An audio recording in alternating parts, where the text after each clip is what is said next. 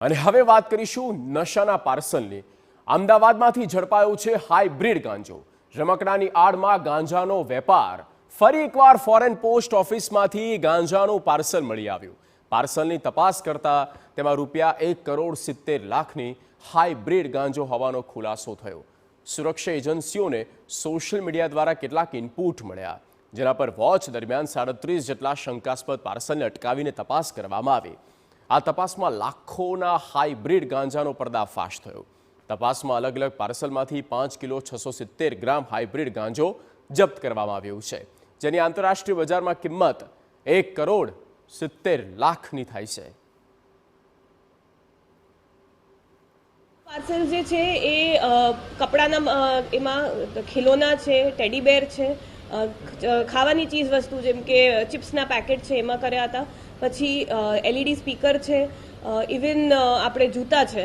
Gujarat police દ્વારા છેલ્લા કેટલાક વર્ષોથી ડ્રગ્સ માફિયાઓ વિરુદ્ધની ઝુંબેશને કડક બનાવવામાં આવી છે, જેને કારણે ડ્રગ્સ માફિયાઓ દ્વારા ડ્રગ્સની હેરાફેરી માટે નીત નવા નુસ્ખાઓ અને રસ્તાઓ અપનાવવામાં આવતા હોય છે।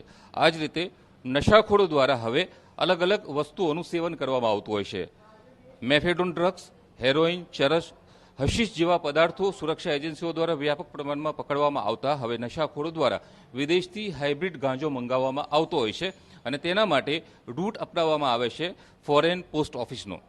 અમદાવાદ સાયબર ક્રાઇમ સેલ દ્વારા ગઈકાલે બપોરથી વહેલી સવાર સુધી એક ઓપરેશન હાથ ધરીને અમદાવાદના શાહીબાગ સ્થિત ફોરેન પોસ્ટ ઓફિસમાંથી ₹1.70 કરોડથી વધુની કિંમતના 37 પાર્સલ કે જેમાં હાઇબ્રિડ ગાંજો પડેલો હતો અને એમાં છુપાવવામાં આવ્યો હતો, તે 37 પાર્સલને કબજે કરવામાં આવ્યા છે અને કાનૂની કાર્યવાહી કરવામાં આવી છે।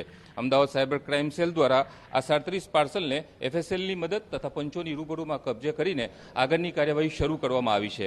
આ ગાંજો કોના દ્વારા મોકલવામાં આવ્યો હતો અને કોણ લેવા આવવાનું હતું તે તમામ બાબતોની અંગે તપાસ શરૂ કરવામાં આવી છે। જોવાનું હવે એ છે કે સુરક્ષા એજન્સીઓ દ્વારા એટલે કે અમદાવાદ ક્રાઇમ બ્રાન્ચ અને સાયબર સેલ દ્વારા ભૂતકાળમાં પણ આ હાઇબ્રિડ ગાંજો મોકલનાર વિદેશથી જે તત્વો હતા તેઓની વિરુદ્ધમાં ગુનો દાખલ કર્યો હતો, પરંતુ કોના દ્વારા મોકલવામાં આવ્યો હતો તે સ્પષ્ટ થયું નથી।